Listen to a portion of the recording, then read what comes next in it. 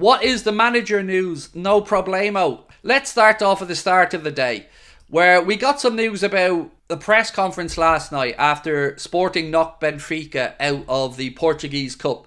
Ruben Amorim was doing his post-match press conference and he was asked, will the final of the Portuguese Cup be your last game as Sporting's coach? His reply, we'll see.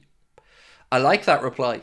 It's non-committal. It doesn't say yes to us, doesn't say no, but it gets more positive as the day goes on. So then we started to get the news that Barcelona is no longer in the race for Ruben Amorim. And it's not because Liverpool are there. It's not because they don't want Ruben Amorim. It's because they can't afford the €15 million to pay the release clause.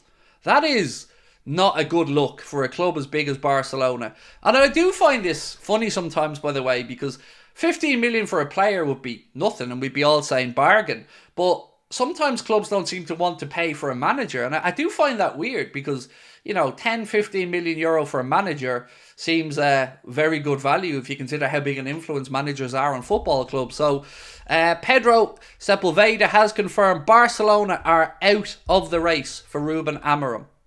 Gonna say it again. Barca, who were apparently yesterday pushing hard, according to Miguel Delaney, well, according to today, out of the race. So there we go. No more concerns about Barcelona with Ruben Amorim. Goes on a little bit further and he said Barca won't look to Amorim to replace Xavi. That is confirmed according to Pedro. Goes on to say Liverpool is leading the race for the Portuguese coach.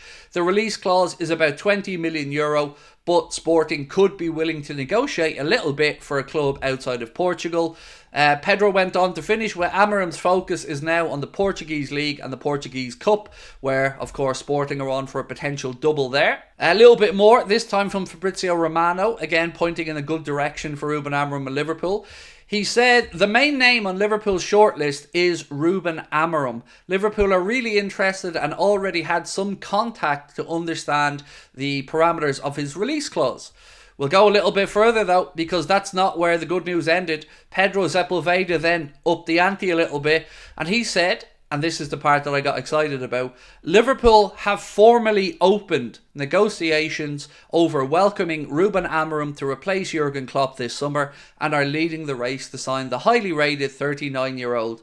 The deal won't come cheap though, given that the manager's release clause sits at around €20 million or £17 million, though that could be renegotiated in the coming months, may even be set lower for clubs outside Portugal. So today, we're starting to see a clearer picture emerge and it looks like Ruben Amorim is the man that Liverpool are going after. And I think, we're all a little bit disappointed about the Alonso situation. I'm not going to hide that, but I've always said, if it wasn't Alonso, Ruben Amorim is the next one on my list, and I'm starting to get very excited. There was a decent article written as well earlier on today. I'm trying to think of the name of the journalist again. It was Sam. Excuse me for forgetting Sam's surname, but there was a good article written listing why Ruben Amorim is potentially a better coach for Liverpool than Xabi Alonso. That it's more sensible for Liverpool to be going after Ruben Amorim than Xabi Alonso.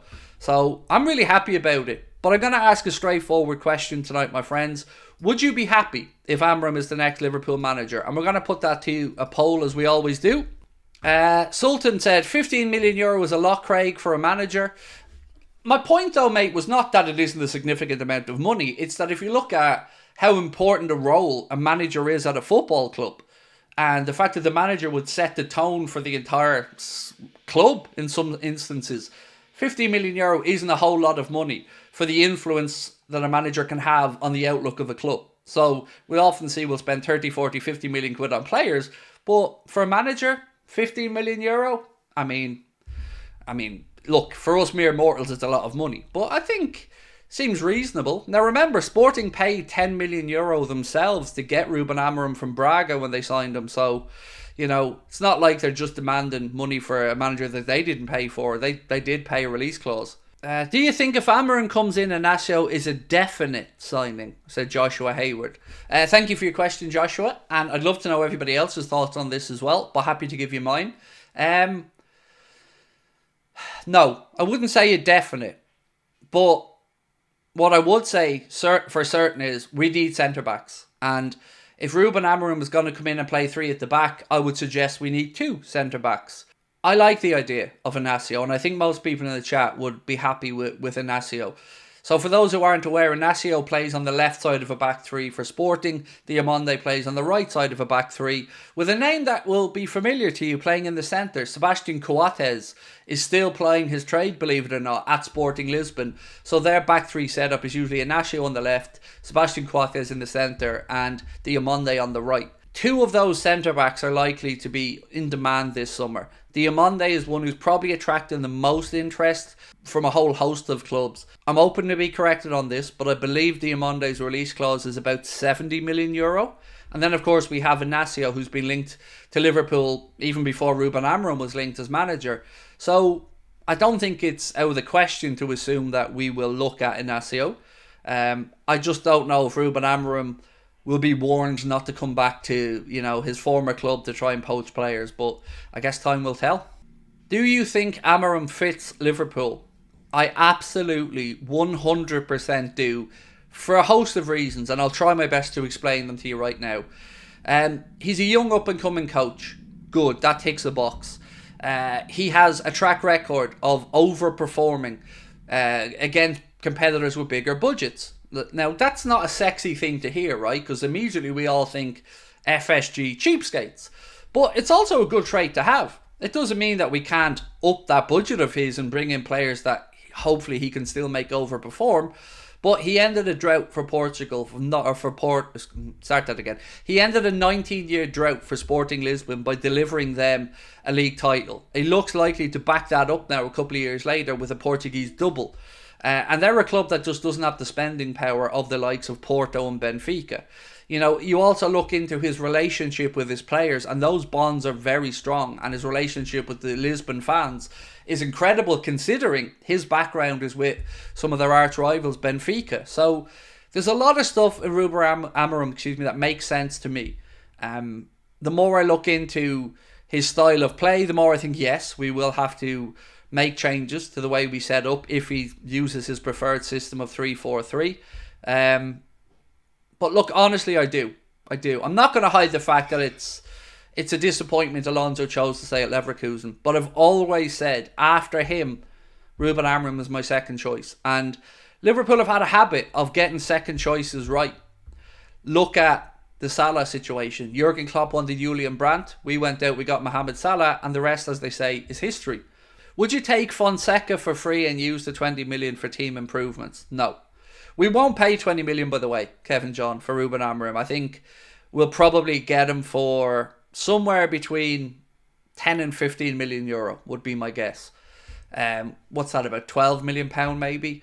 And honestly, I don't have any issues with Liverpool having to pay that. He's under contract. Think of it this way. If somebody was coming in to take Jurgen Klopp out of Liverpool and Jurgen wanted to go, I would fully expect John W. Henry and FSG to command and demand a significant fee if Jurgen wanted to move on. So, no, not unusual, and I think he's the right man. Do I understand why people would have doubts about him? Of course. Any manager at this point is going to have somewhat of a risk attached, even Alonso.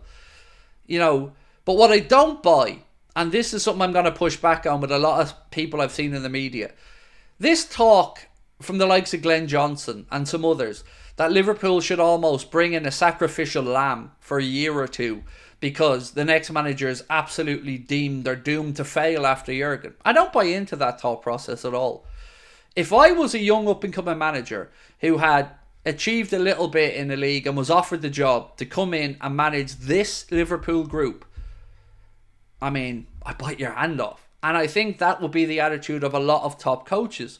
You don't get to the levels these guys are at, whether it's Xabi Alonso, Ruben Amorim, or any of the other really good up-and-coming coaches. You don't get to that level without backing yourself, without believing in your ability. And I like to think that these guys have big balls and that they look at these jobs and go, that's a bit of me, that. Because if they don't, they're probably not the right candidate, the right character. Look, in Alonso's case, the situation may have been just one of loyalty to Leverkusen, seeing through the project. Understandable. I still think it's the wrong decision, but understandable. I don't buy into this. We need to get somebody who comes in and says, this is it. I'm getting a team in a good place. great young talent coming through. I will have some funds in the transfer market and back into the Champions League. So, yeah, no more sacrificial lamb nonsense. It's Glenn Johnson and anybody else with that narrative can do one as far as I'm concerned.